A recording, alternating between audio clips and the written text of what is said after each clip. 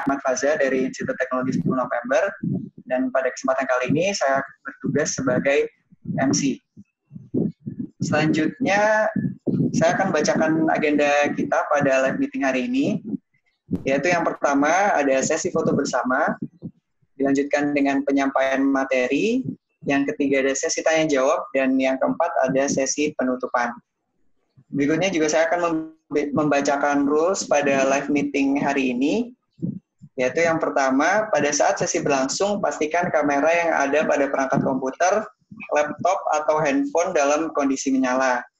Ini masih banyak teman-teman yang belum menyalakan kamera, jadi mohon untuk teman-teman sekalian untuk menyalakan kameranya. Bisa dinyalakan, teman-teman? Ya, sambil dikip bacakan rule-nya. Terima kasih. Yang kedua, mematikan mikrofon kecuali diminta oleh moderator atau pembicara. Yang ketiga, bagi teman-teman yang mengikuti challenge quiz, sekali lagi kami ingatkan untuk menggunakan display name DCW_nama_lengkap_NRP. Nah, agak lebih jelas, kami juga mengirimkan formatnya via room chat. Nanti teman-teman bisa cek kembali sudah benar atau belum display name-nya sesuai dengan kategori masing-masing. Berikutnya, agar lebih efisien, saat sesi tanya jawab, mohon teman-teman untuk bertanya lewat fitur room chat yang ada di Zoom. Mengingat banyaknya peserta yang hadir pada hari ini, adapun nanti format untuk bertanya juga akan kami kirimkan via room chat, yaitu dengan cara menyebutkan nama, underscore institusi atau kota, underscore pertanyaan yang ingin disampaikan. Oke, kita langsung. Sebelum kita lanjut ke agenda pertama nih, kita ada baiknya berkenalan dulu dong dengan pemateri kita pada hari ini. Beberapa dari teman-teman mungkin ada yang sudah melihat profil beliau di materi yang telah di-share di Instagram Global Engagement. Beliau saat ini merupakan mahasiswa ITS angkatan 2016 dari Departemen Biologi. Beliau juga merupakan alumni volunteer ITS International Office yang saat ini ITS Global Engagement Season 8. Beberapa pengalaman studi abroad beliau yaitu pernah mengikuti Winter Course Program di Jerman pada tahun 2015 serta GKS ASEAN Science pada tahun 2018 yang berlangsung di Korea Selatan. Langsung saja kita sambut Mbak Salma Ariska Putri. Apa kabar, Mbak? Ya, baik. Terima kasih, Faza. Ya, kita udah kenalan, kita juga udah rules dan agenda juga sudah dibacakan. Kita langsung menuju ke agenda pertama, yaitu sesi foto. Sekali lagi teman-teman boleh untuk menyalakan kameranya dan mungkin bersiap-siap sehingga tim dari dokumentasi nanti bisa mengambil foto teman-teman semua. Jadi teman-teman tinggal berpose sesuai yang diinginkan. Nanti dari tim dokumentasi mohon bantuannya.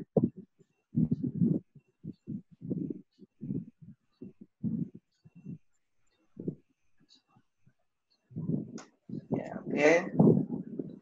Mohon untuk tetap dinyalakan kameranya dan tidak lupa juga mengingatkan kembali untuk display name diganti sesuai yang telah tertera di grup chat.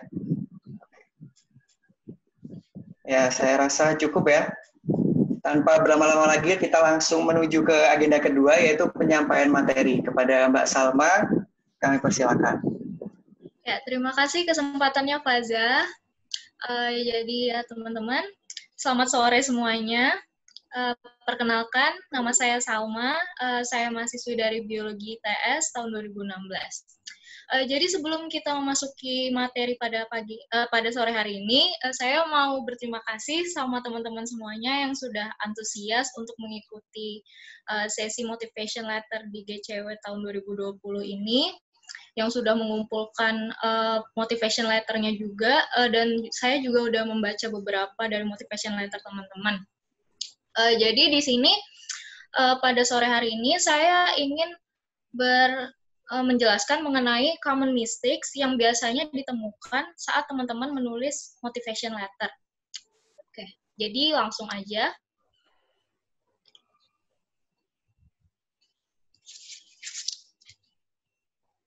Udah kelihatan? Oke, semua sudah bisa lihat? Kalau ada yang belum lihat, tolong chat ya. Oke, Salma dari host sudah kelihatan. Faza bisa kelihatan, Faza? Ya, sudah kelihatan. Oke, yang lain ada yang nggak kelihatan kah? Kalau ada yang nggak kelihatan, share screen-nya tolong ya diinfokan ya. Oke, somehow sudah. Oke, silakan teman-teman. Silakan Salma. Ya. Oke, jadi sebentar.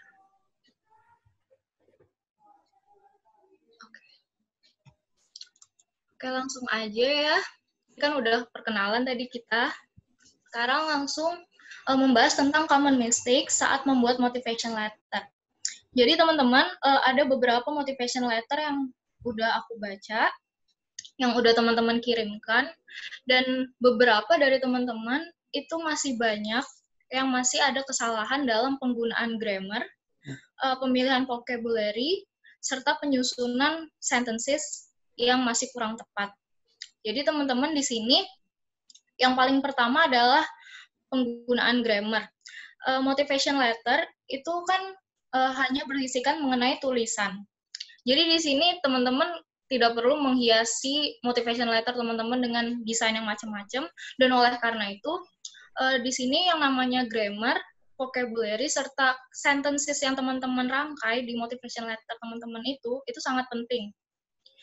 Di sini teman-teman masih banyak kesalahan, yang terutama itu penggunaan grammar seperti present tense yang jadinya past tense, lalu lalu ada future tense juga, dan juga past perfect tense. Jadi di sini teman-teman masih ada yang belum bisa membedakan penggunaan present tense, future tense, past perfect future tense, sama sama past tense. Jadi di sini teman-teman yang biasanya kita gunakan itu yang keempat itu, dan juga tenses yang teman-teman gunakan itu perlu teman-teman ingat. Kayak present tense itu biasanya menjelaskan kan tentang kejadian sekarang. Lalu past tense itu yang udah terjadi. Misalnya I already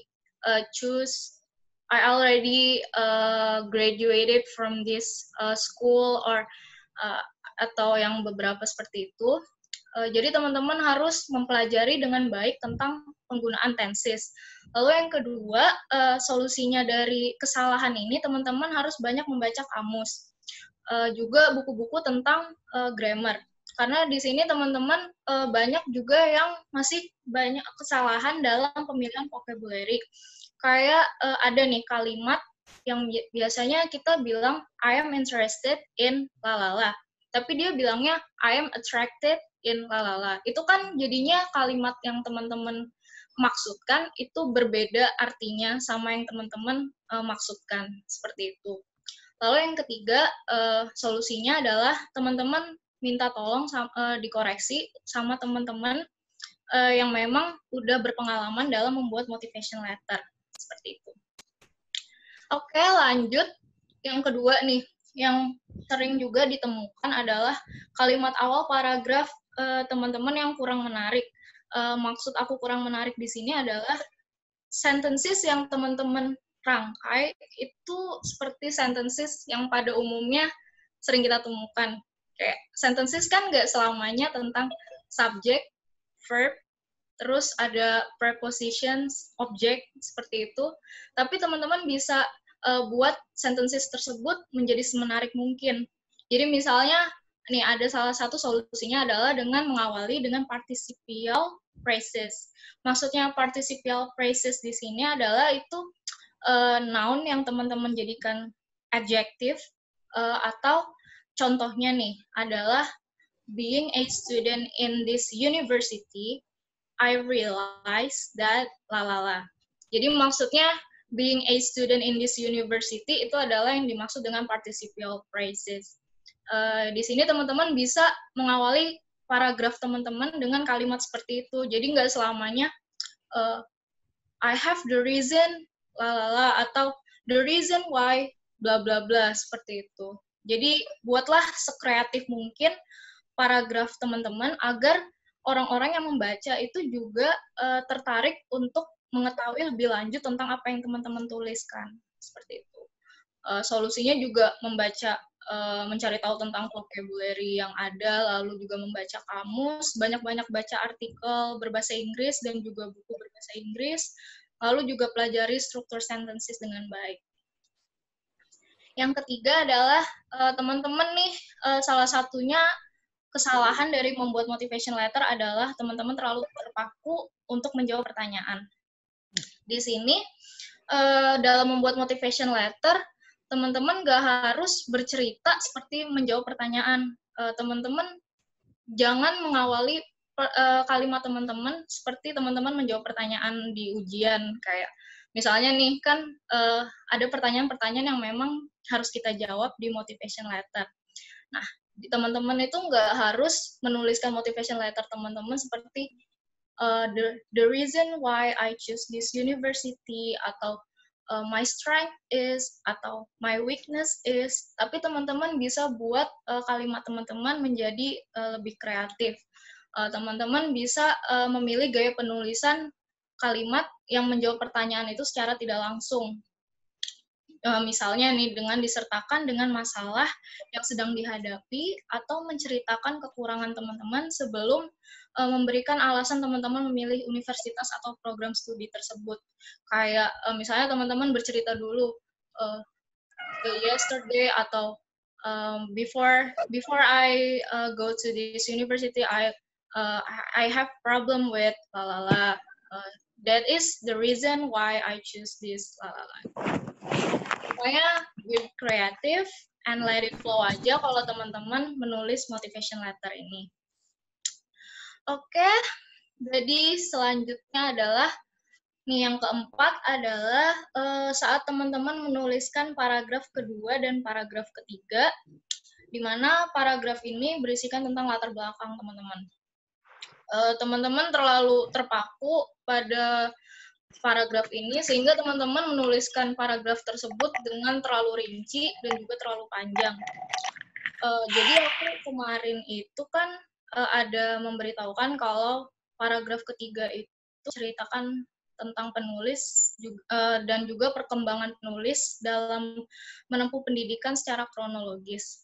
Jadi yang aku maksud secara kronologis di sini nggak seharusnya teman-teman menuliskan motivation letter dengan terlalu rinci seperti teman-teman bercerita mulai dari teman-teman TK sampai teman-teman masuk universitas. Nggak seperti itu. Yang aku maksud kronologis di sini itu teman-teman cukup menyimpulkannya dalam satu paragraf tersebut. Teman-teman nggak harus cerita dari teman-teman kecil, bisa juga dari sebelum masuk universitas, dan juga pokoknya teman-teman ceritakan dengan seringkas mungkin. Kalau bisa jangan lebih dari satu paragraf.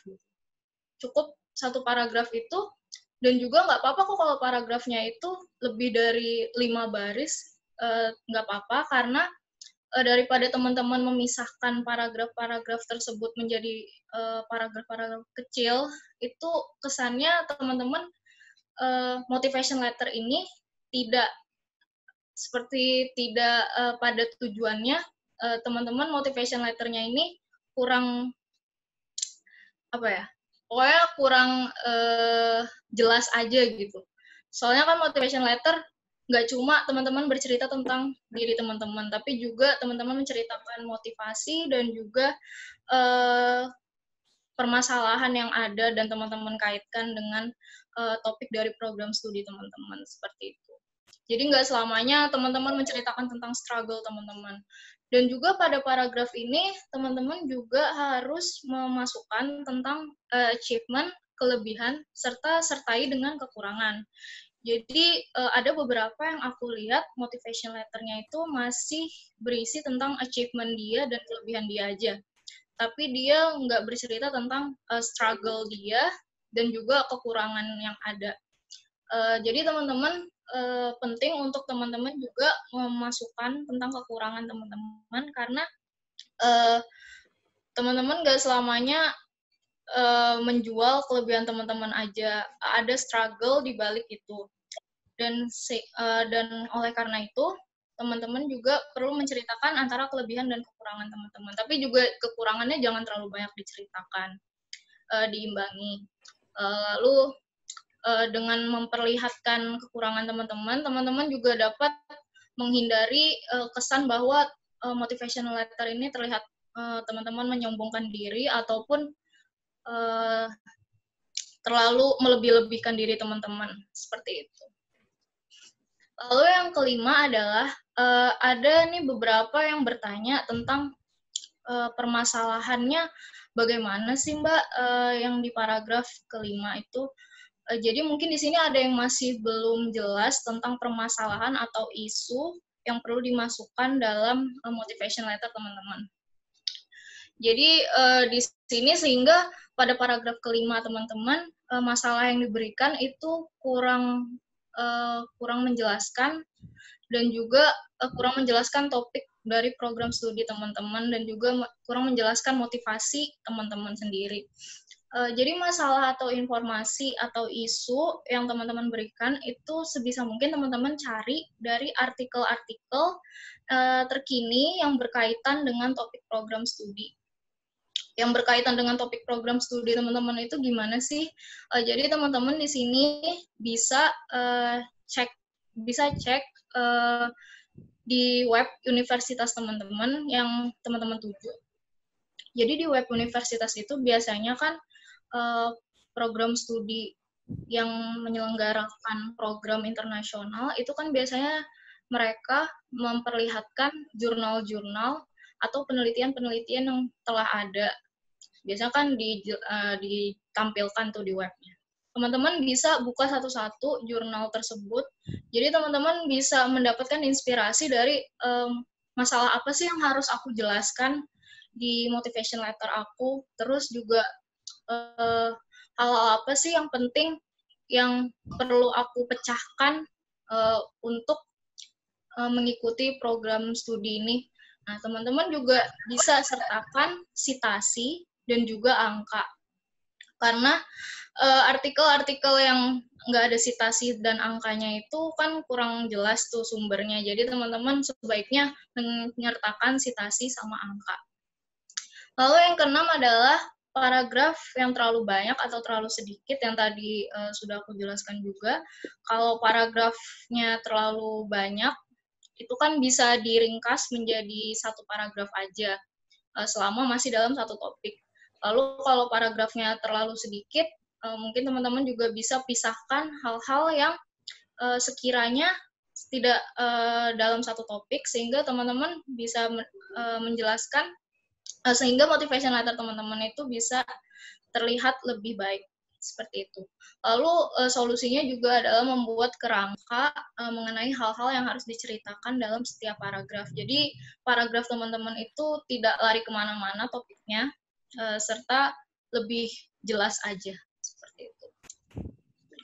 Lalu yang ketujuh ini masih banyak typo, jadi teman-teman perlu dibaca ulang lagi motivation letter yang teman-teman kirimkan. Dan juga bisa minta tolong sama teman yang lain untuk koreksi. Dan untuk typo yang seperti bahasa Inggris, menyangkut bahasa Inggris seperti itu, dan grammar, itu teman-teman bisa cek atau koreksi sendiri di grammarly.com. Bisa teman search di internet. Jadi itu membantu banget. Lalu yang ke-8 adalah penulisan motivation letter yang kurang rapi. Ini yang penting dalam kaidah penulisan paragraf pada umumnya ya teman-teman.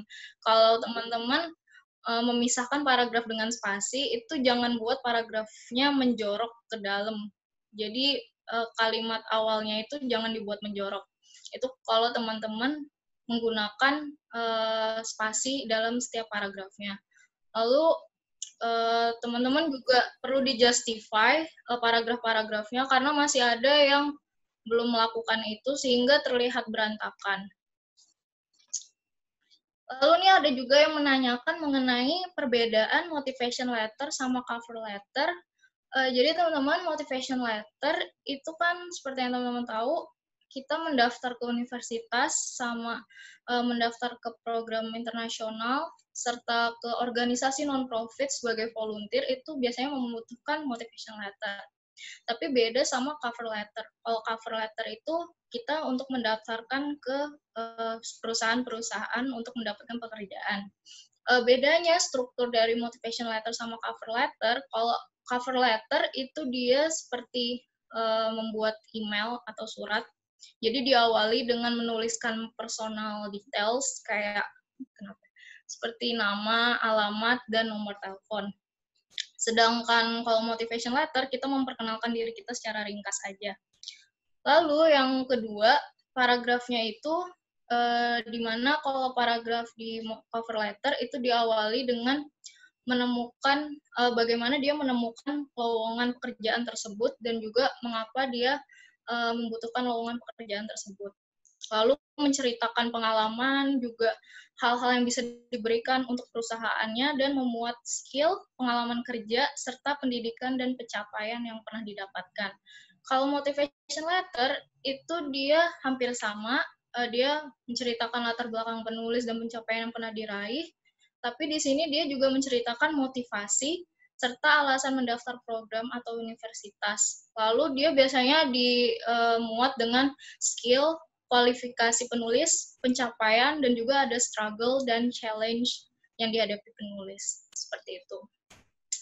Ya, sekian dari presentasi saya pada sore hari ini. Bisa saya serahkan kepada Fazas. Terima kasih Mbak Salma atas penyampaian materinya yang sangat menarik. Ini ada yang bertanya di room chat ya. Yang tentang apakah di-share di YouTube? Sebelum menjawab pertanyaan dari teman, saya tambahkan ya dari apa yang saya review, sama dari pertanyaan yang masuk ya. Dari teman-teman saya membantu Salma juga untuk mereview peserta quiz challenge. Dan juga berdasarkan pengalaman kami, saya juga sebagai study abroad program manager di ITS Global Engagement sudah kurang lebih dari berapa ya, 2014 sampai sekarang ya. Ya, kurang lebih 6 tahun saya membantu di ITS Global Engagement sebagai study abroad program manager. Oke, tadi sebenarnya Salma sudah disebutkan. Salma boleh ke slide yang paling awal, Salma.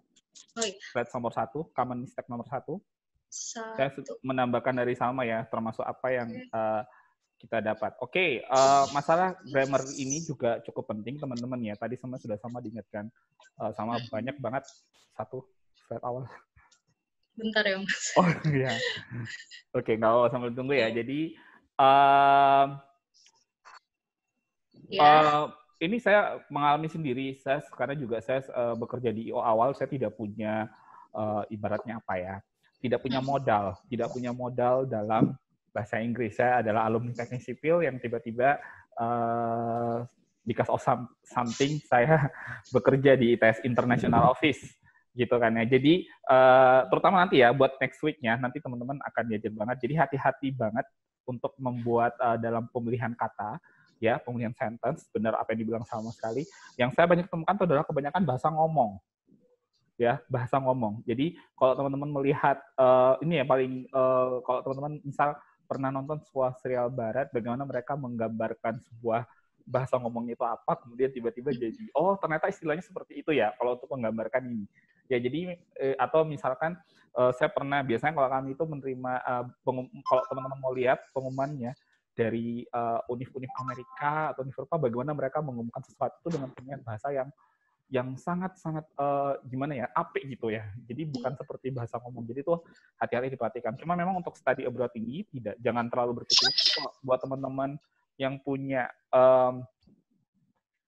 keinginan untuk studi lanjut, ini benar-benar diperhatikan ya. Karena terutama teman-teman yang punya tantangan nanti bagaimana motivasi letter ini nanti teman-teman terutama next week ya, nanti topik next week ya, sudah ada pembicaranya juga hadir di Zoom ini untuk next week, di mana nanti teman-teman harus meng-guide atau ibaratnya menarik hati profesor. Jadi pemilihan kata itu sangat penting untuk motivation letter dan juga untuk nanti topik berikutnya. Jadi hati-hati dalam seperti ini. Dan yang saya temukan dari yang review poster aku, ya banyak sekali yang masih bahasa ngomong dan kurang grammarly.com-nya. Kurang ke bawah lagi Salma, nomor 2. Nomor 2.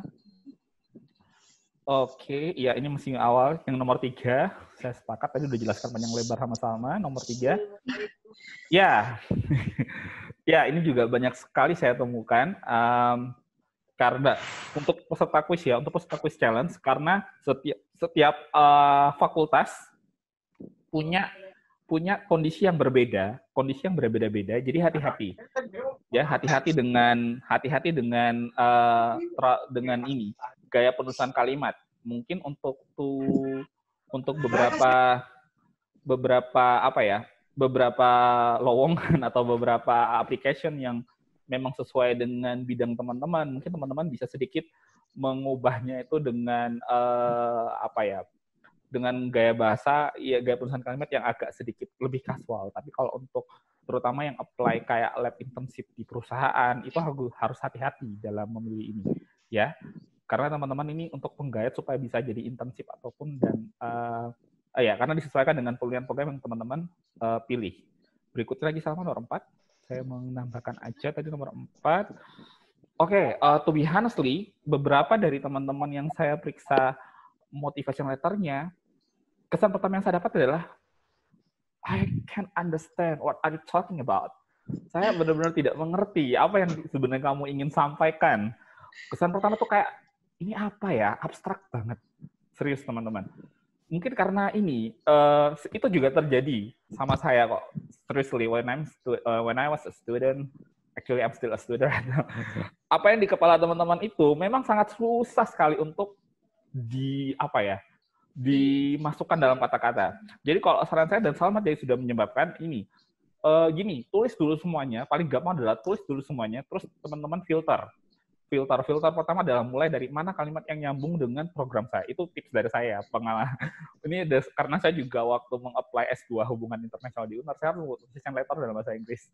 Jadi saya masukkan dulu apa kata-kata saya, alasan kenapa kamu harus apply, nyambung tidak ditulis dulu apa yang di kepala teman-teman. Karena kalau tidak, kalau teman-teman cuma mikir-mikir, jatuhnya itu malah, jujur ya, saya coba yang teman-teman terutama pernah apply program di ITS-IO, ITS Global Engagement. Pasti adalah teman-teman itu adalah kebanyakan mikirnya daripada nulisnya. Begitu mikirnya itu mungkin 3 jam, 4 jam, tapi nulisnya mungkin cuma 15 menit. Karena saya yakin beberapa dari teman-teman adalah justru menjelang deadline, itu tiba-tiba entah kenapa itu ya wes ngasal akhirnya, jadi banyak ngasal. Jadi tips dari saya adalah keluarkan dulu apa yang teman-teman tulis, apa yang di kepala teman-teman, nyambung tidak nyambung grammar atau apa disingkirkan dulu aja, pokoknya tulis dulu. Karena ketika teman-teman tidak pernah menulis, tidak mengeluarkan isi kepala teman-teman, maka itu jatuhnya kebanyakan mikir. Terus setelah itu baru teman-teman filter, perhatikan filternya adalah mulai dari yang nyambung, tidak nyambung, apakah ini sudah benar-benar satu paragraf dalam satu topik, tidak kecampur, sudah berurut mulai dari perkenalan diri, tujuan program, sampai terakhir impact yang didapat setelah ikut program. Nah, yang terus baru kemudian teman-teman cek lagi grammar dan sebagainya. Nah, tips dari saya juga adalah yang terakhir itu adalah jangan kasih, atau ibaratnya apa ya, jangan minta tolong teman baik Anda untuk mengecek. Terutama sahabat. Menurut saya mereka adalah orang yang paling tidak jujur. Ya. Justru carilah orang misal tidak dekat, Mbak siapa. Bukan ini, it's to some extent ya. Saya tidak bilang itu berlaku semua karena, tapi kalau tuh beberapa extent ya, ketika orang sahabat itu melihat, wes pokoknya semangat ya, ini iso kok, iya, so pokoknya gitu aja. Kadang-kadang kayak gitu, wah gini, lebih banyak mengagung-agungkan. Tapi ketika teman-teman cari orang yang tidak dekat atau justru yang mungkin kalau teman-teman di kuliah ibaratnya adalah si musuh yang mungkin selalu mengkritik Anda gitu kan. Coba dilihat kan. Menurut saya kalau kamu ini gayaan. Gak apa-apa gitu, tapi kamu nunggu apa yang dia dengarkan selanjutnya tentang isi Anda. Karena sometimes justru bukan orang terdekat Anda yang bisa berkata jujur.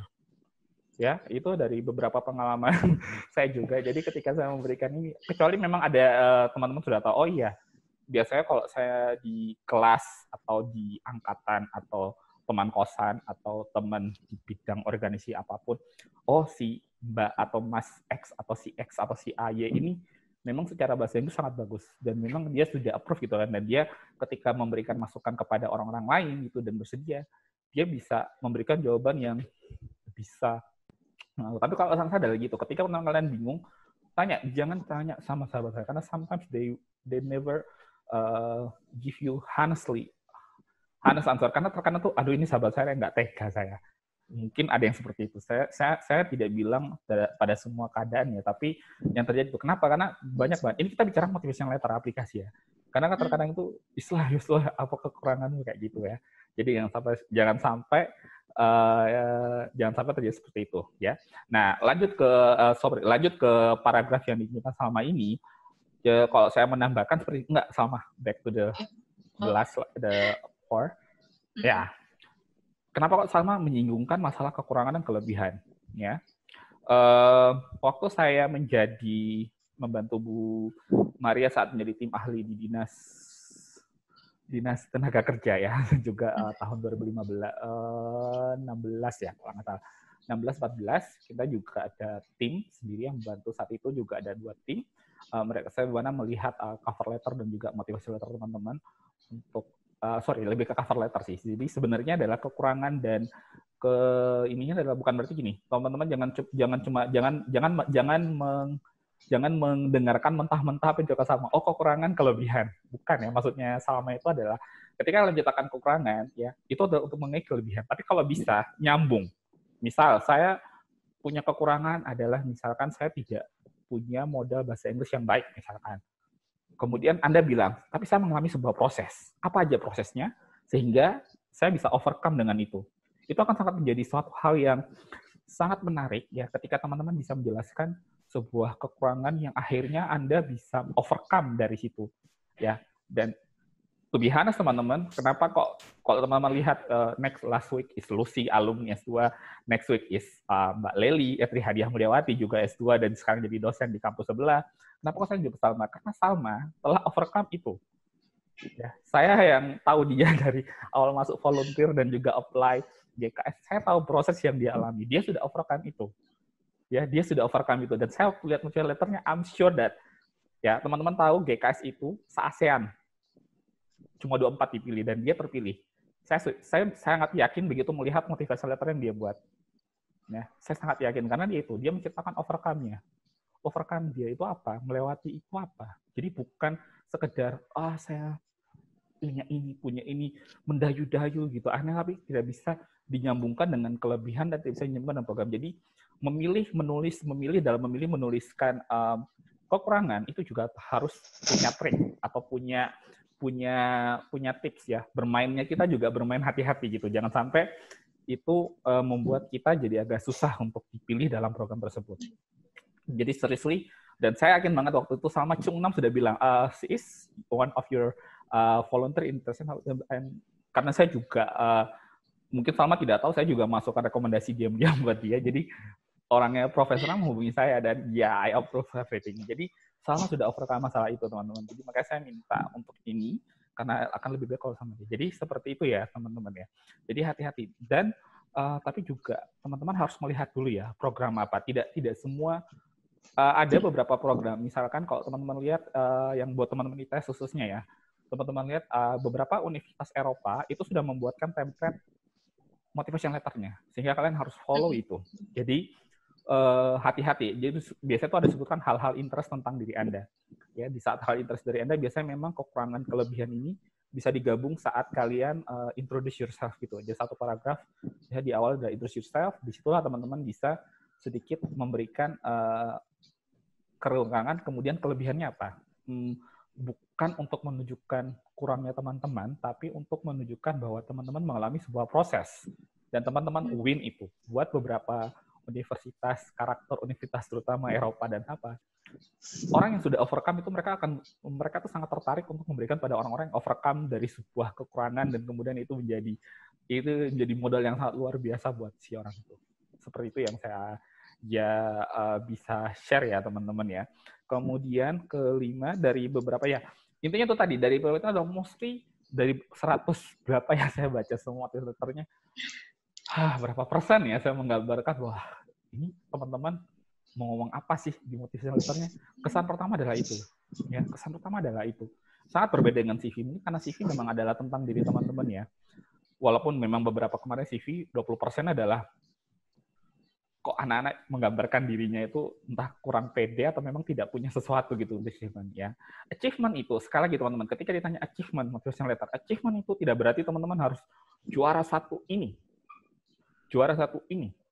Buat saya adalah Salma overcome dirinya menjadi yang agak tidak loading jadi sangat cepat tanggap. Itu adalah achievement terbesar dia selama di 4 tahun di ITS.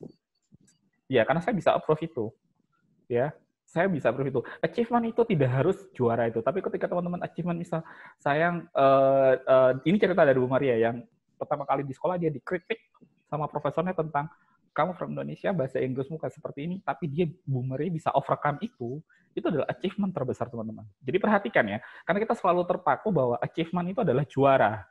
achievement itu adalah juara ini, ya. Nanti sama Mbak Lely minggu depan akan saya akan minta menjelaskan sedikit ini, teman-teman. Jadi achievement itu tidak harus seperti itu ya, teman-teman. Ya, achievement teman-teman itu dari hal terkecil aja. Ketika teman-teman bisa overcome kekurangan teman-teman, buat saya adalah achievement terbesar dalam hidup teman-teman. Tapi sekali lagi dikorelasikan, dilingkan apakah sesuai dengan tujuan program atau tidak. Kalau kalian terutama tujuan program yang beberapa contoh yang di lab internship ya, nanti hati-hati diperhatikan. Oke. Kemudian tambahan juga review dari visa. Iya, intinya seperti itu. Kalau commonly adalah kesalahan pertama yang sering adalah typo, kesalahan yang kedua adalah masalah bahasa Inggris, kemudian kesalahan yang ketiga adalah abstrak banget ya, teman-teman menulis apa, atau kebanyakan adalah ada yang nulis cuma 3 paragraf gitu kan. 1-2 paragraf itu adalah hanya tentang dirinya, dan kemudian karena itu saya pengen apply ini. Wah jelas oke. Apa maksudnya gitu kan. Jadi teman-teman harus memuatkan struktur, dan kalau bisa sekali lagi ini yang paling sulit memang di antara teman yang biasanya terjadi paling sulit ketika memutuskan adalah impact apa yang diberikan ya, impact apa yang diberikan setelah mengikuti program. Memang tidak mudah, tapi kita bicara study abroad dalam konteks study abroad, walaupun ada yang contoh lab internship, tapi kan itu kan kalau kita mengkondisikan adalah teman-teman saat menjadi student ya, jadi ibaratnya magang gitu kan, sehingga untuk part itu untuk memang beberapa karakter negara mereka tidak memperhatikan itu. Beberapa karakter negara perusahaan untuk kategori student mungkin tidak, tapi alangkah lebih baik kalau teman-teman bisa memberikan impact yang real gitu lah. Misalnya kasih contoh sama lagi nggak ya? Ya. Misal paling gampangnya gini tripsnya. Misal kenapa kok teman-teman sangat ini impact-nya apa? Impact misal teman-teman membuatnya adalah impact dalam jangka pendek dan jangka panjang. Impact dalam jangka pendek misalkan dengan saya program ini bisa menjadi modal saya membantu final project atau membantu saya dalam membangun link yang akan saya booming karena saya punya cita-cita bekerja di perusahaan X, di mana nanti perusahaan X bisa membantu kekurangan overcome atau masalah misal ya, karena teman-teman awal banyak gitu bisa membantu mengharumkan nama kampus atau apa sebagainya. Jadi untuk ukuran study abroad memang tidak harus yang terlalu muluk-muluk saya akan berbakti pada negara dan ini tidak harus kok. Ya, teman-teman bisa memberikan impact jangka pendek dan impact jangka panjang. Buat saya akan lebih menarik sehingga orang mikir, berarti memang program itu sangat-sangat urgent buat teman-teman.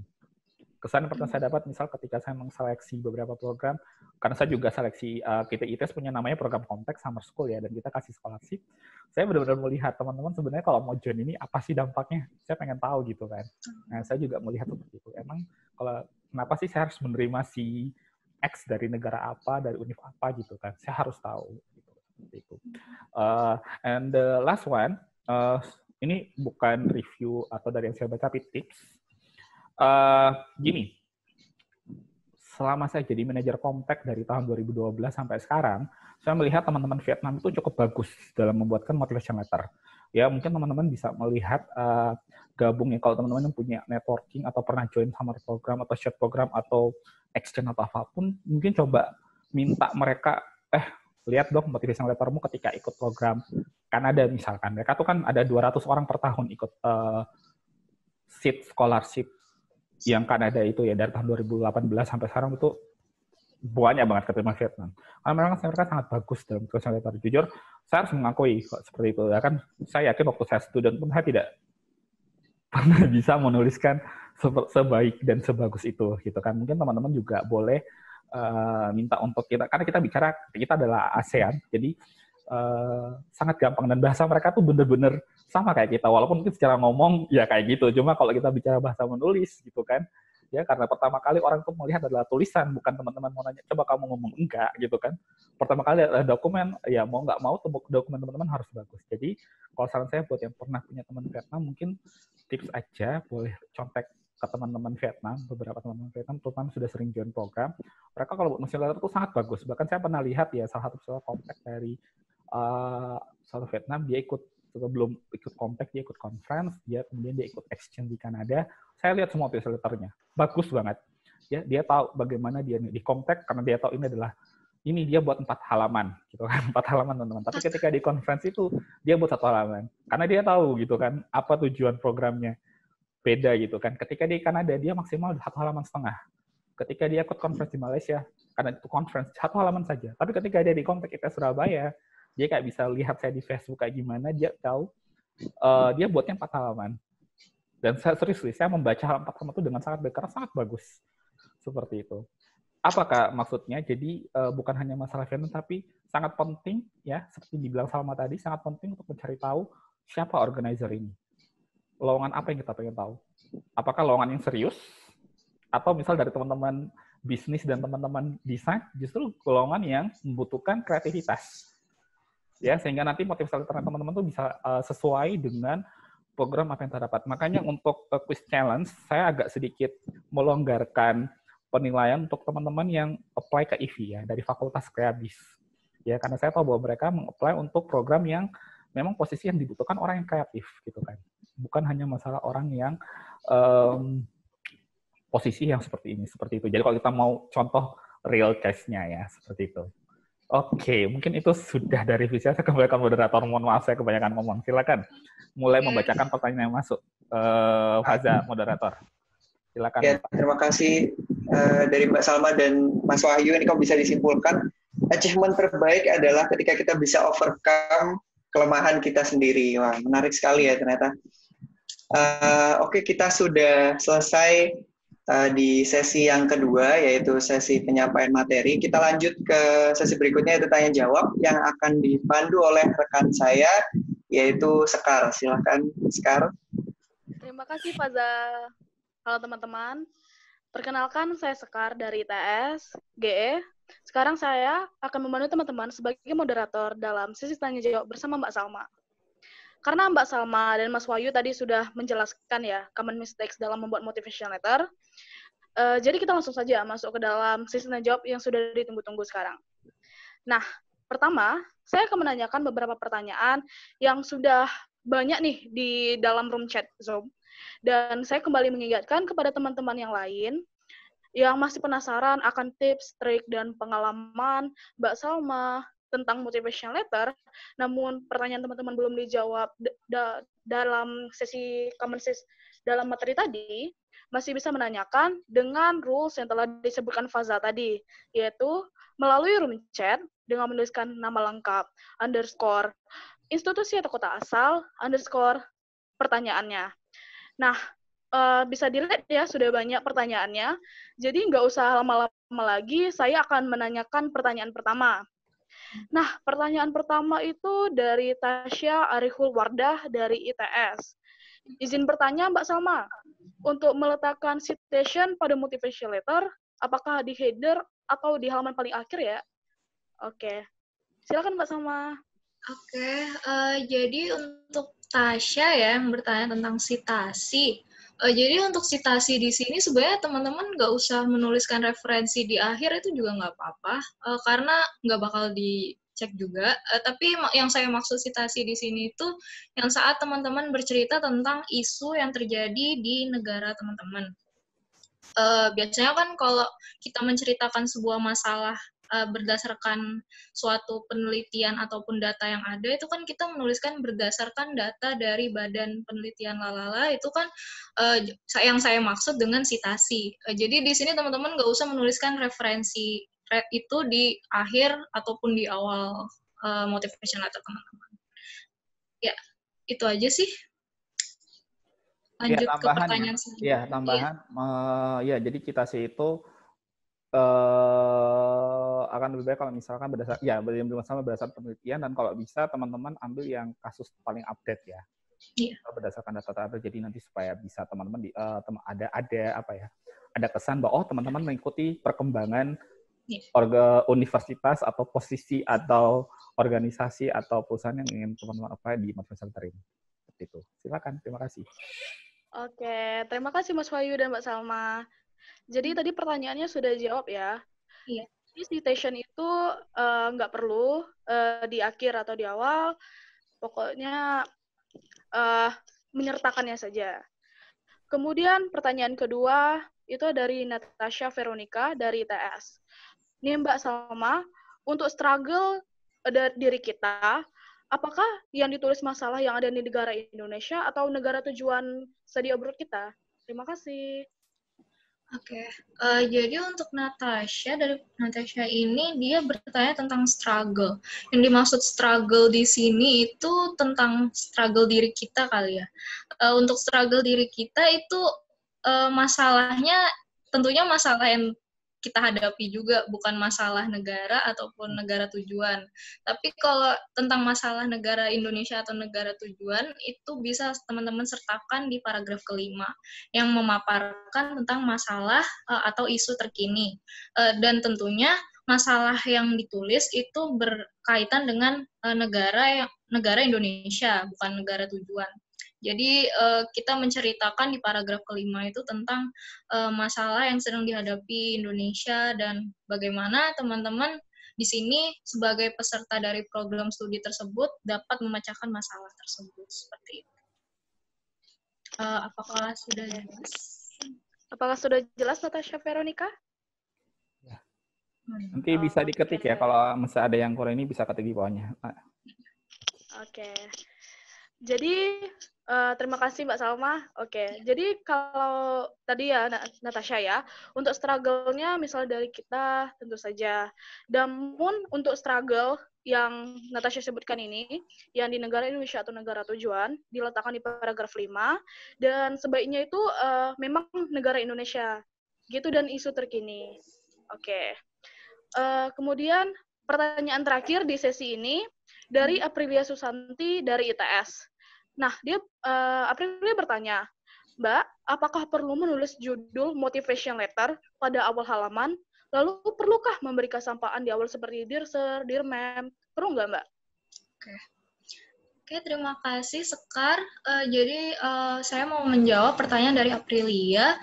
Apakah perlu menulis judul motivation letter? Sebenarnya teman-teman di sini motivation letter itu kebanyakan universitasnya tidak memberikan seperti setting di mana motivation letternya harus ada judul ataupun harus disertai dengan sapaan Dear Sir seperti itu. Jadi di sini teman-teman sebenarnya bebas, tapi kalau aku biasanya nggak menyertakan judul ataupun sapaan, kecuali kalau memang disuruh seperti menyertakan sapaan. Ada juga beberapa yang motivation letter-nya itu menyertakan sapaan di awal seperti Dear Sir atau Dear Madam seperti itu. Oke, saya bantu jawab ya Salma ya. Umumnya untuk menuliskan nama motivation letter atau di atas judul atau perlu atau tidak, kalau untuk saran saya lebih baik ditulis saja motivation letter, saran saya, walaupun memang itu tidak suatu hal yang pakem. Ini berlaku untuk terutama yang program teman-teman submit aplikasinya sangat banyak, ya. Aplikasinya cukup banyak, misal CV, motivation letter, surat pengantar, surat rekomendasi. Akan lebih baik kalau setiap dokumen itu ada judulnya motivation letter, tapi tidak terlalu yang kayak gimana gitu ya. Cukup motivation letter. Dear Sir Madam, itu di motivation letter apakah butuh atau tidak? I don't think is very good. Saya sangat jarang melihat. Karena memang beberapa. Cuma saya kalau berdasar pengalaman saya sendiri dan juga melihat bagaimana, terutama aku dengan membantu Pak Heri dulu waktu di Erasmus Team, dan juga melihat bagaimana teman-teman membuat dan mengikuti workshop yang selama ini saya join dari berbagai macam negara, mostly tidak menyebutkan Dear Sir Madam, karena ini bukan ini benar-benar kesempatan teman-teman untuk membuat ibaratnya kalau di bentuk paragrafnya itu argumentatif ya istilahnya, seperti ya, narasi mungkin ya. Jadi bentuknya narasi, bukan kayak surat, bukan kayak mau membuat surat gitu ya. Jadi kalau menurut saya tidak dimasukkan Dear Sir Madam. Jadi langsung saja, misalkan ini langsung mulai dengan perkenalan diri di awal tadi ya, introduction diri, langsung masuk ke situ. Secara flow itu tidak ada yang Dear Sir Madam-nya seperti itu. Ya, kalau menurut saya tidak, kecuali disebutkan, diminta, kayak ada beberapa ketentuan bahwa teman-teman sudah cerita, kalau untuk motivational letter ini itu, tapi setahu saya tidak, gitu kan. Namun yang perlu saya perhatikan seperti ini teman-teman ya, beberapa negara, ya kalian ini udah menyangkut masalah judul, gini, misal beberapa negara itu menyebutkan motivation letter adalah statement of purpose gitu kan, atau beberapa istilah lainnya. Ya mostly ya kurang lebih sama, cuma memang biasanya mereka sudah menyebutkan ketentuan-ketentuan apa yang harus dimasukkan. Mostly bentuknya kurang lebih sama gitu kan. Intinya adalah kenapa kamu harus, kalau kita bicara dari semua paragraf yang kamu tuliskan dalam 1 atau 3 halaman, ini adalah intinya adalah kenapa kok kamu sangat cocok untuk program ini gitu kan, atau kenapa kamu sangat cocok untuk posisi ini. Jadi itu tadi, ini benar-benar narasi banget ceritanya, jadi dibuat ini. Jadi saya pikir tidak perlu menyebutkan dosen madam. Kalau dibuatkan judul di atas motivation letter atau statement of purpose, menurut saya sangat perlu ya, terutama yang kalian mengumpulkan aplikasinya itu cukup banyak dokumennya, terutama ya kalian update ini dan perhatikan. Ya, oh ya satu lagi ya, jangan lupa selalu memperhatikan aturan penulisannya ya. Mungkin beberapa teman-teman ya tidak ngecek apa huruf tulisannya, spasinya berapa, marginnya berapa, gitu kan. Itu juga penulisannya berapa gitu kan. Jadi jangan sampai kelihatan kayak teman-teman pasang spasi 1,5 misalkan supaya kelihatan full gitu kan. Tidak ya. Jadi itu mostly yang diatur memang itu adalah Times New Roman 12 ya 3333. 4333. Seperti itu biasanya. TNR 12 atau Arial 10 3333. Mostly seperti itu. Spasinya biasanya adalah satu aja, spasi 1. Dan harus justify ya. Ini beberapa teman-teman ada yang tidak justify, jadinya kayak kelihatannya kurang elok gitu. Kalau kita baru buka, filenya kurang rapi gitu kan. Nah, jadi tolong di-justify. Ya. Oke, silakan lanjut ke sesi berikutnya untuk buka tanya jawab lagi, dibacakan. Oke, Mas. Oke, jadi Aprilia Susanti sudah mengerti ya, ternyata menulis motivation letter di halaman awal itu perlu, dan menulis Dear Madam itu tidak perlu. Ya, baiklah, itu pertanyaan terakhir dalam sesi pertama. Kemudian saya akan melanjutkan ke dalam sesi kedua. Nih, dalam sesi kedua, jadi pertanyaan pertamanya dari Faris Firgiansah dari ITS. Faris menanyakan, apa saja yang sebaiknya tidak dimasukkan di dalam motivation letter? Lalu, adakah jumlah halaman untuk idealnya? Terima kasih. Silakan Mbak Salma. Ya, terima kasih Sekar. Jadi selanjutnya pertanyaan dari Faris, apa saja yang sebaiknya tidak dimasukkan di dalam motivation letter? Apa saja yang biasanya tidak dimasukkan itu kalau menceritakan yang tentunya adalah paragraf teman-teman itu jangan membuat paragraf yang main topiknya kemana-mana. Itu yang pertama dalam motivation letter teman-teman. Dan juga teman-teman juga haruslah di sini motivation letter-nya bisa teman-teman buat dengan komprehensif, serta motivation letter teman-teman itu juga yang tadi berisikan mengenai kelebihan dan kekurangan teman-teman, dan juga kekurangannya itu yang berisikan tentang bagaimana teman-teman overcome struggle-nya teman-teman. Lalu untuk apakah ada maksimal jumlah halaman untuk idealnya, sejauh ini yang saya lihat biasanya kalau motivation letter itu 1-2 halaman saja. Kebanyakan universitas itu meminta hanya 1 halaman saja. Dan juga biasanya juga ada ketentuan dari universitas masing-masing. Seperti itu. Jadi mungkin ada yang bisa 4 halaman seperti yang tadi Mas Wahyu ceritakan. Mas Wahyu mau menambahkan? Ya, cuma satu aja saya tambahkan. Apa yang harusnya tidak boleh dimasukkan di motivation letter? Ya, menurut saya yang tidak boleh dimasukkan adalah cerita tentang jangan terlalu lebay menceritakan tentang kekurangan dalam keluarga teman-teman. Ya, terutama gini, saya pernah membantu menyeleksi partner untuk program dengan scholarship. Ya, dia terlalu lebay menceritakan bahwa saya berasal dari keluarga miskin gini-gini. Aduh, jadinya apa ya? Aduh, mau kasihan tapi jatuhnya kayak lebay gitu. Jadi hati-hati ya, terutama yang program full scholarship. Ini berlaku banget buat teman-teman yang apply S2. Yang ini kita bicara dalamnya studi lanjut, terutama teman-teman yang apply S2. Bagaimana menceritakan bahwa saya sangat butuh scholarship ini, kalau tidak ada scholarship saya nggak bisa. Jatuhnya lebay. Misal saya ada yang menuliskan seperti ini, I come from the poor family, kemudian disebutkan broken home dan sebagainya. Jadi hati-hati ya. Sekali lagi hati-hati dalam menuliskan introduction diri teman-teman, jangan lebay gitu kan. Seperti tadi, langsung to the point, kekurangan apa yang bisa kalian overcome sehingga lebih menarik orang untuk membaca ketika oh ya ini benar nih kita terima anak ini karena dia bisa overcome kekurangan dirinya untuk menjadi person yang lebih baik seperti itu ya, hati-hati karena sangat banyak sekali ya, terutama berkaitan dengan scholarship, dia tuh selalu mulai I come from poor family, I come from poor, I mean, oh apakah memang seperti itu gitu kan ya. Dan waktu saya pernah waktu kebetulan saya waktu ke Filipina tahun lalu, saya bertemu dengan yang bagian menyeleksi Kanada.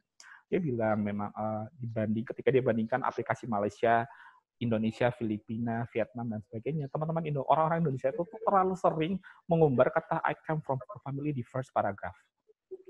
Ya, itu yang dia selalu berkata, saya cuma dengarkan karena dia dulu saya bukan kapasitas itu, karena dia bicara Indonesia bukan ITS.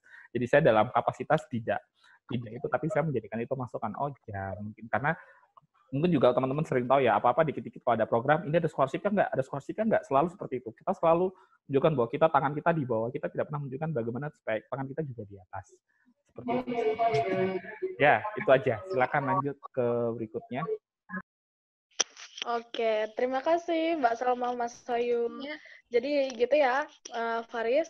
Jadi kalau dalam motivational letter itu, pembahasannya jangan kemana-mana dan cerita tentang keluarga dan dalam introduction itu juga jangan terlalu lebay. Lalu dengan jumlah halaman itu sesuaikan dengan tujuan programnya. Benar. Kemudian pertanyaan kedua dalam sesi kali ini yaitu dari Sally Marcella dari ITS. Sally bertanya, jadi saya pernah melihat bahwa terdapat personal statement dan motivation letter. Perbedaan dari personal statement dan motivation letter itu apa?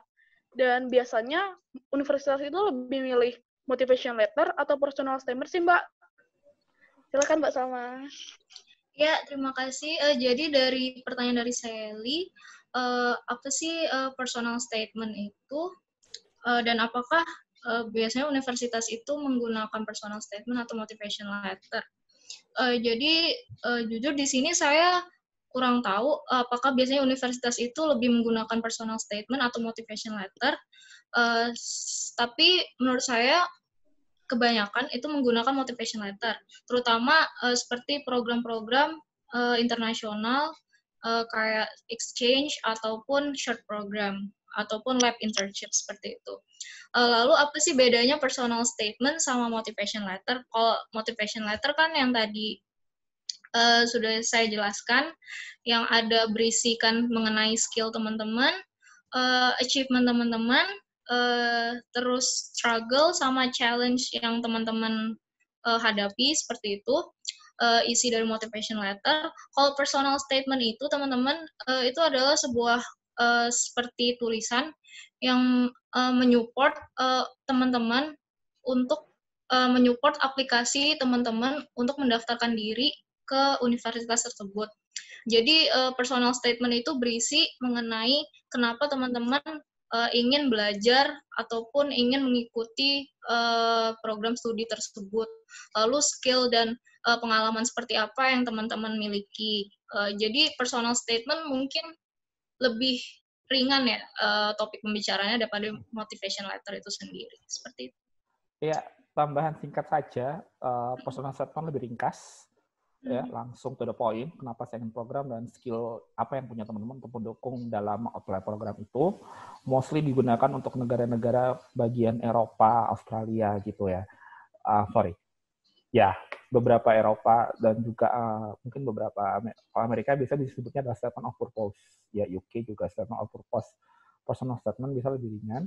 Lagi-lagi depends on the program. Kalian harus cek dia mintanya apa, motivation letter atau personal statement. Beberapa sekali lagi studi yang sama adalah mostly kayak sama sih dan terkadang mereka sudah menyiapkan format apa aja yang harus kalian tuliskan dalam itu mostly. Ya kalau untuk terutama untuk apply studi lanjut ya. Tapi kalau di Asia umumnya dia cuma tulis motivation letter titik gitu. Ya kalau saya lihat program-program di Asia baik itu study abroad mintanya itu motivation letter. Ya, mintanya memang motivation letter mostly. Ya, again tergantung programnya. Di Damstat juga kemarin dia tulisnya motivation letter tapi dia sudah kasih format. Formatnya itu mirip personal statement. Ya, misalnya jadi sudah kasih tahu 1,5 halaman misalnya, atau 2 halaman maksimal, tapi mostly itu untuk mendukung itu tadi lebih berisi yang ringan seperti personal statement. Jadi nggak usah bingung ya, lihat aja programnya dia mintanya apa gitu kan. Ketika dia minta personal statement pasti tidak diminta motivation letter gitu ya. Oke, lanjut. Oke, lanjut.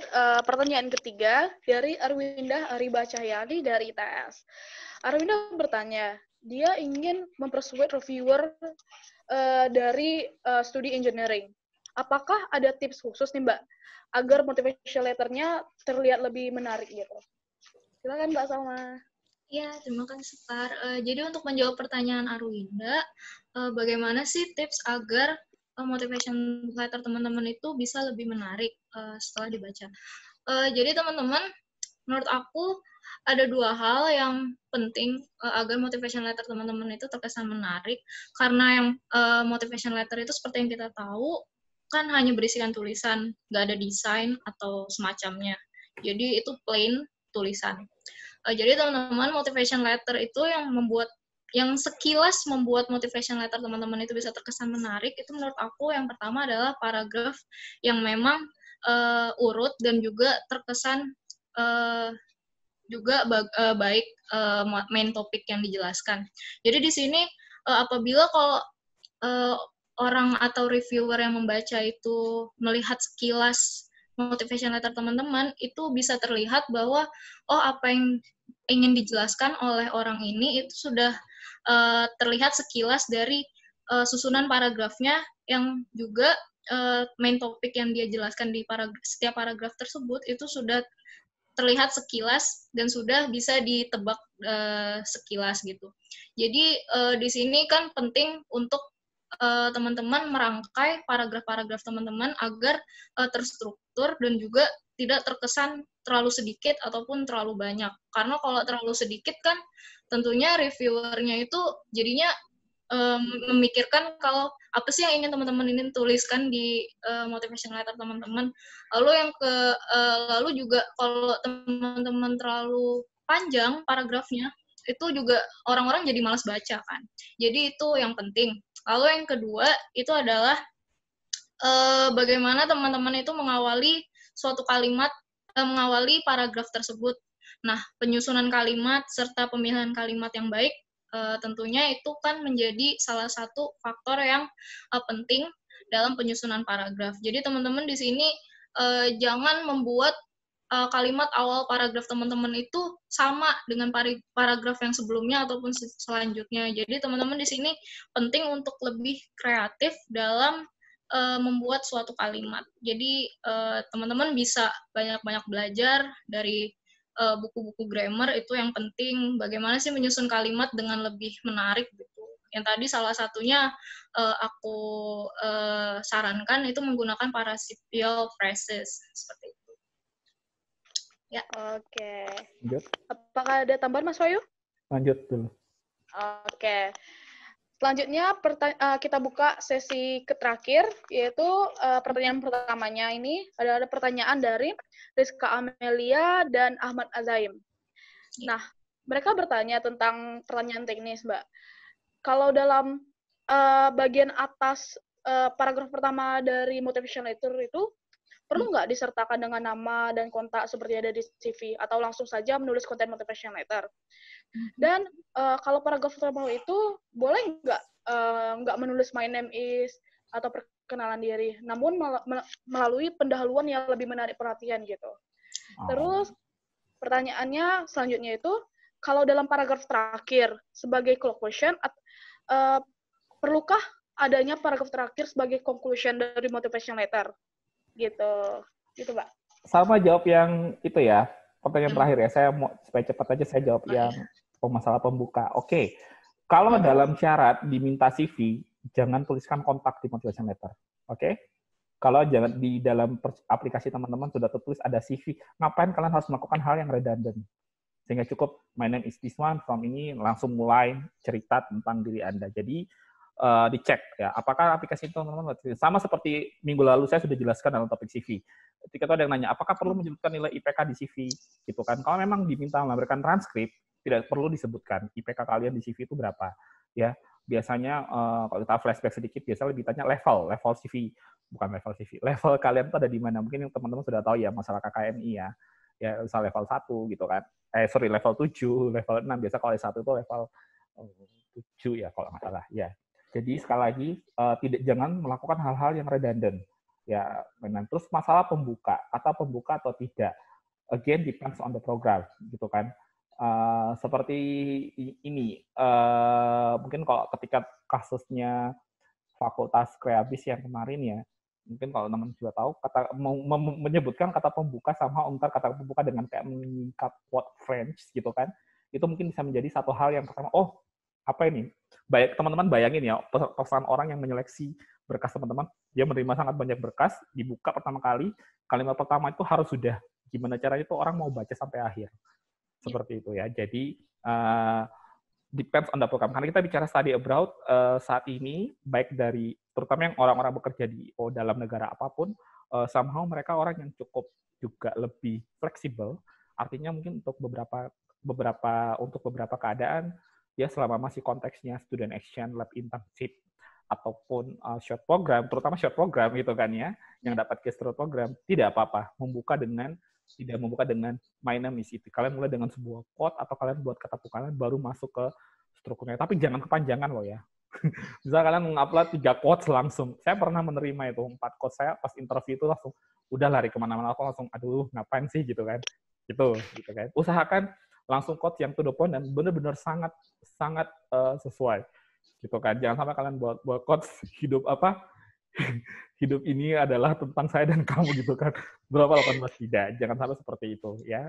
Saya pernah menemukan soal seperti itu. Ada beberapa orang yang menuliskan quotes itu tidak nyambung karena dia konteksnya program jadi tetap saya interview gitu. Saya tanya, ini maksudnya quotes-nya apa? Oh enggak kok, itu quotes yang motivasi saya. Dari siapa? Dari pacar saya. Nah, oh my god gitu kan ya. Jangan seperti itu. Jadi langsung. Terutama kalau kalian tahu quotes itu misalkan adalah dari misal ya buat teman-teman case-nya SCG internship gitu kan.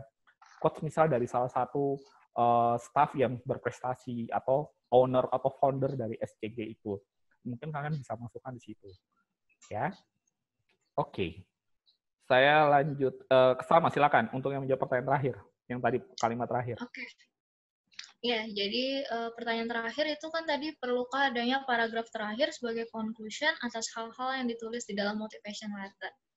Oke, jadi perlu ada paragraf terakhir sebagai conclusion, tapi yang mau dimaksud conclusion ini bukan yang menyimpulkan apa yang teman-teman tulis di dalam motivation letter teman-teman, bukan. Tapi conclusion di sini maksudnya adalah paragraf ini berisi mengenai harapan atau life goals teman-teman dari studi program ataupun dari teman-teman mendaftarkan universitas tersebut seperti itu. Lalu juga teman-teman di paragraf terakhir itu juga menjelaskan tentang future plan teman-teman yang ingin teman-teman capai. Contohnya bidang pendidikan lanjutan yang ingin teman-teman tuju setelah studi dilakukan, ataupun perusahaan yang ingin dituju, ataupun program atau organisasi yang ingin teman-teman kembangkan setelah teman-teman mengikuti studi tersebut. Seperti itu. Yeah. And to the point. Ya, jangan cerita lagi, panjangan ceritanya, future plan-nya. Ya, jangan misal perusahaan saya ingin meng-create sebuah perusahaan yang saya wariskan pada anak 7 turunan 7 cucu saya.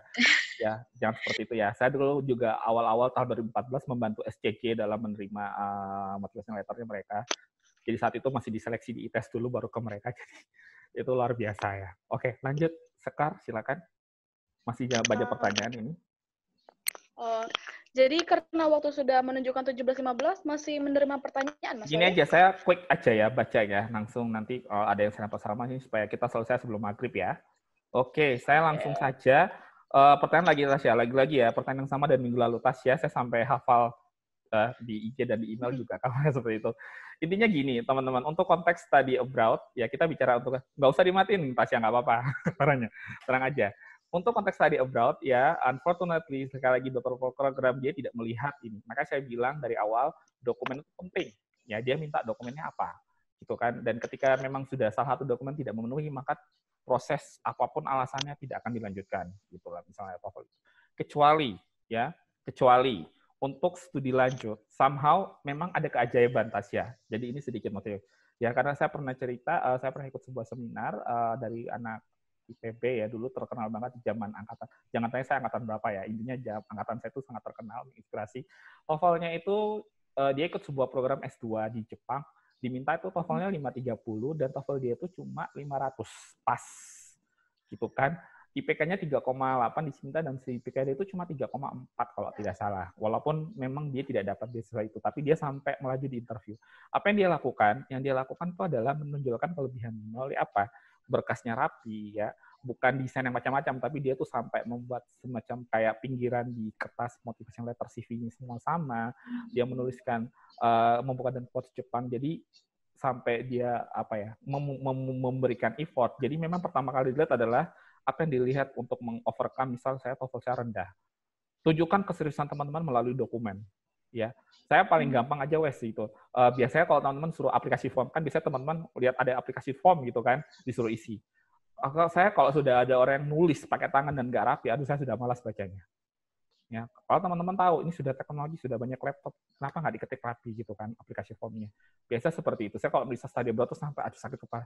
Dua ITS ini pasti baru dibaca sekarang, di print, di scan langsung tahu tangan, terus dia nggak mikir saya bisa baca, saya dan teman-teman tim study abroad itu bisa baca atau tidak tulisannya. Jadi kerapihan dokumen pertama kali itu. Karena apa? Orang kan mau baca tulisan teman-teman. Terus yang kedua adalah penamaan dokumen ya. Di sini ada Ali ya, Ali dari MB. Saya tahu ya. Jadi saya perlu menganggap karena dia walau menuliskan dokumen itu sangat rapi.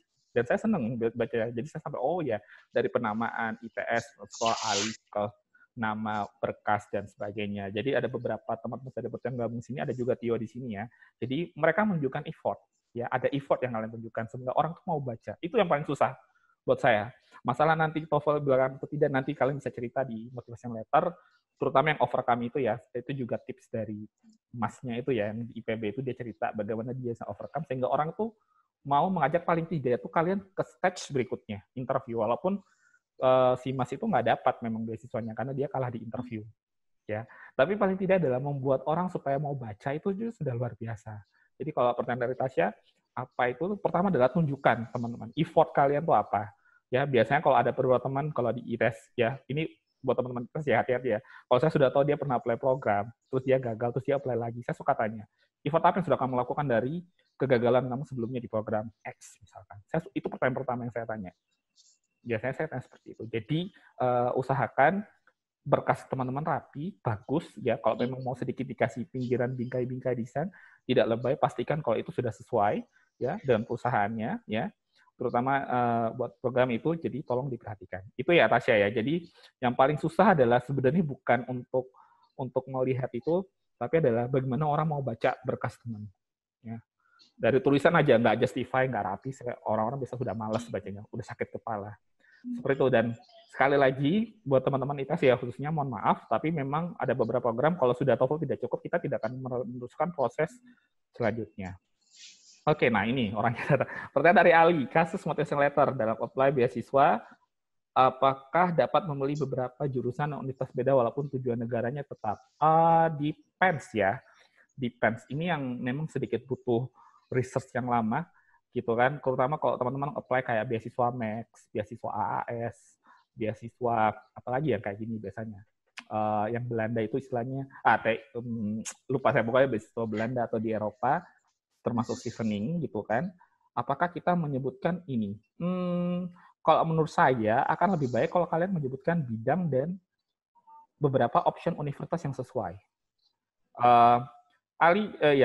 Ali sebenarnya motivation letter kamu ketika menyebutkan kenapa memilih Okanagan dulu, saya paham gitu loh, kenapa jadinya misal ya, saya nggak apa-apa ya, saya kasih contoh ya. Jadi waktu Ali menuliskan motivation letter di apply dia KIO, dia mulai bercerita kenapa kok dia memilih Okanagan dibanding univ satunya. Saat itu adalah dua univ yang buka, ada Memorial Newfoundland dan juga Okanagan College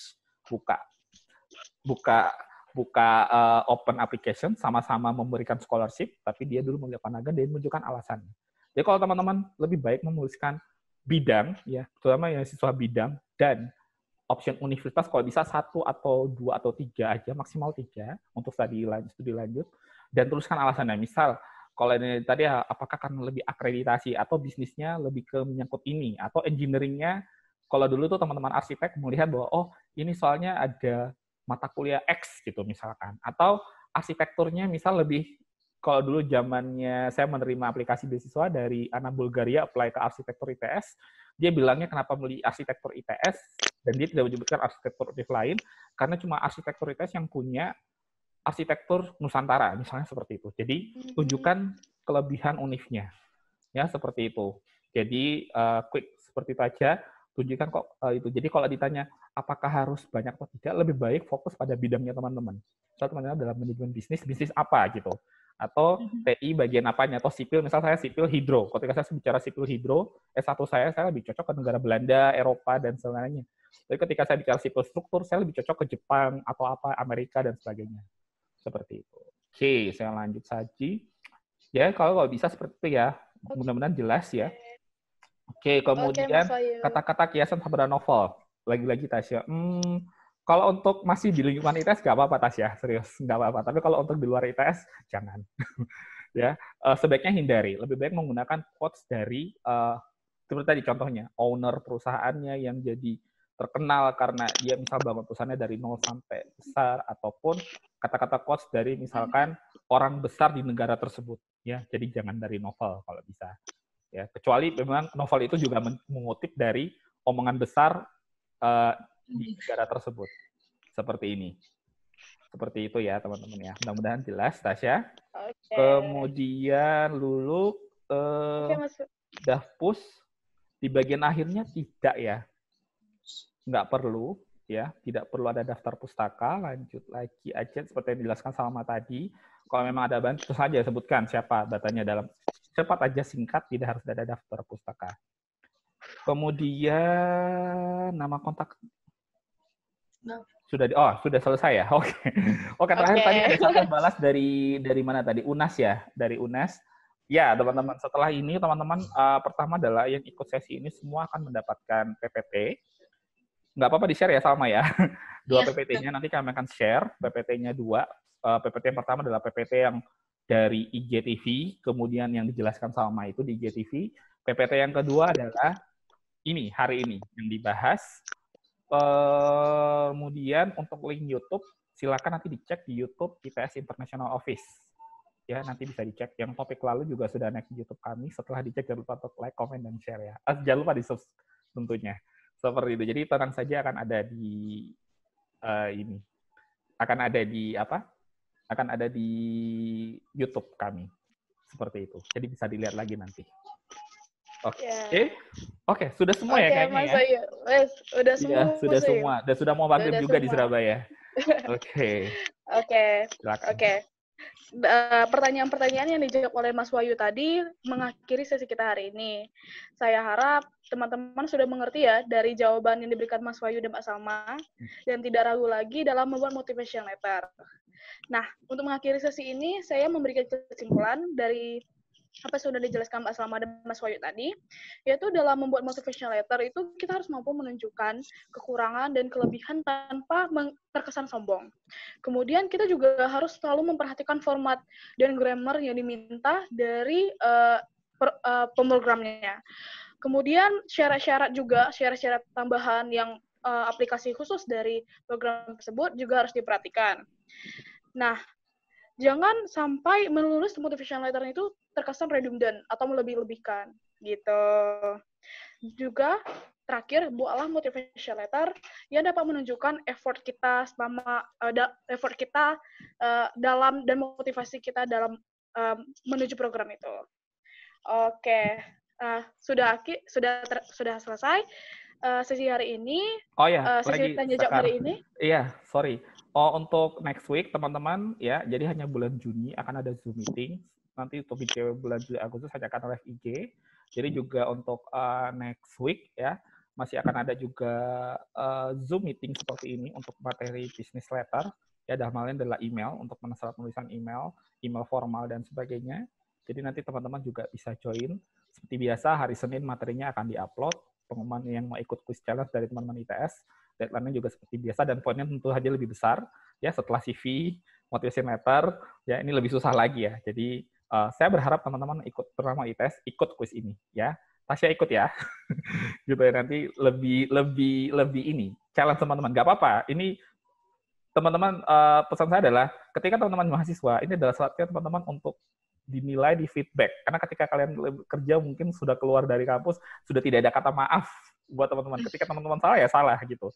Ini saya ingatkan ya teman-teman ya. Jadi jangan takut untuk mengikuti semuanya, nggak apa-apa gitu. Ini bukan masalah ini. Kapan lagi teman-teman diberi feedback dan diberi apa? Mohon jangan sakit hati buat teman-teman yang kemarin mendapat feedback dari Lucy. Itu Lucy aja lah. Belum saya tuliskan feedback saya nanti lebih parah lagi. Seperti itu ya. Nggak apa-apa karena waktunya student adalah waktunya teman-teman figure out everything gitu kan. Mumpung ada yang ngasih tahu. Kalau teman-teman nggak ada yang ngasih tahu loh, dan ternyata teman-teman lakukan mistake itu lebih parah lagi menurut saya. Jadi lebih baik, Bu Mari selalu bilang seperti itu adalah lebih baik itu ada yang ngasih tahu kalian salahnya di mana. Daripada cuma diam dan biarkan teman-teman terus salah tenggelam dalam kesalahan teman-teman. Jika teman-teman tidak akan pernah menjadi person yang lebih better. Itu quotes saya. Terima kasih. Thank you Mas Wahyu. Jangan lupa ya teman-teman untuk selalu semangat. Dengan ini saya Sekar selaku moderator mohon undur diri. Maaf jika ada salah kata dan perbuatan. Terima kasih kepada teman-teman. Saya kembalikan ke Faza. Silakan Faza. Terima kasih Sekar yang telah memandu sesi tanya jawab barusan. Tanpa terasa ya, kita sudah ada di penghujung acara pada sore hari ini. Terima kasih atas antusiasme teman-teman semua yang dibuktikan dengan banyaknya pertanyaan yang masuk. Terima kasih banyak. Dan juga telah mengikuti challenge quiz dengan baik maupun live meeting ini dengan baik. Semoga serangkaian acara ini dapat memberi manfaat bagi teman-teman semua. Saya juga mengucapkan maaf yang sebesar-besarnya apabila ada salah kata dalam membawakan acara sore hari ini. Tidak lupa juga, tadi juga sudah diingatkan Mas Wahyu, untuk terus mengikuti serangkaian GCW online yang akan datang. Jadi untuk minggu depan akan ada materi tentang business letter. Nah, pasti teman-teman penasaran kan? Nah, makanya ikutin terus sosial media ITS Global Engagement untuk informasi yang lebih lanjut. Kalau ada sumur di ladang, boleh kita menumpang mandi. Kalau ada umur yang panjang, boleh kita berjumpa lagi. Sampai jumpa di kesempatan-kesempatan berikutnya. Wassalamualaikum warahmatullahi wabarakatuh.